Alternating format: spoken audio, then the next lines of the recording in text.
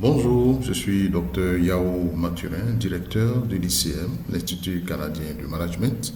Aujourd'hui, nous allons vous faire un module sur comment planifier un projet en 5 étapes. L'étape 1, ce serait donc d'identifier les objectifs de ce projet-là, qui comprennent l'objectif général et les objectifs spécifiques. Les objectifs spécifiques, ce sont des éléments qui vont découler de l'objectif général. La mise en œuvre de l'atteinte de ces objectifs spécifiques devrait nous permettre de répondre à l'objectif général. La deuxième étape, ce serait d'identifier toutes les activités que nous allons mettre en œuvre dans le projet. Et l'utilisation de la technique du WBS va nous permettre, n'est-ce pas, donc, de répertorier toutes les activités majeures pour chacun des objectifs spécifiques que nous avons. Et le WBS va aussi nous permettre d'identifier toutes les tâches et les sous-tâches des différentes activités majeures.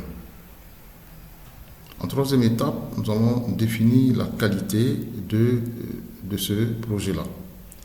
Et la qualité de ce projet va être indiquée à partir de deux éléments qui sont donc les indicateurs à atteindre et puis les targets que nous devons atteindre.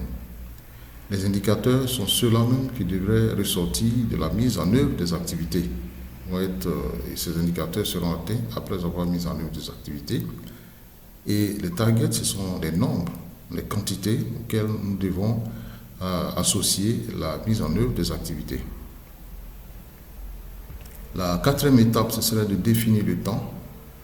Et à ce niveau-là, nous allons voir la durée générale du projet, dans laquelle nous devons absolument maintenir l'exécution du projet. Et deuxièmement, la durée d'exécution de chaque activité. Donc nous prenons chaque activité et nous voyons combien de temps il nous faudrait pour accomplir chacune de ces activités-là.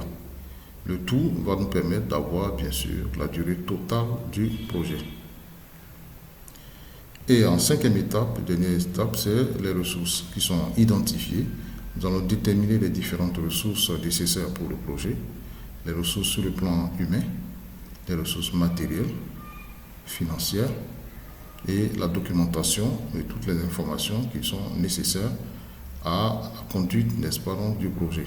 Donc nous allons identifier toutes les ressources et ensuite, une fois que ces ressources sont identifiées, nous allons assigner chaque ressource à une activité bien précise et en ce moment-là, nous avons un autre plan que nous pouvons faire, nous pouvons détailler en un plan d'action qui peut être un plan d'action annuel, subdivisé en plan d'action trimestriel que nous allons suivre pour l'exécution afin que nous puissions atteindre les objectifs fixés dans le cadre de ce projet-là.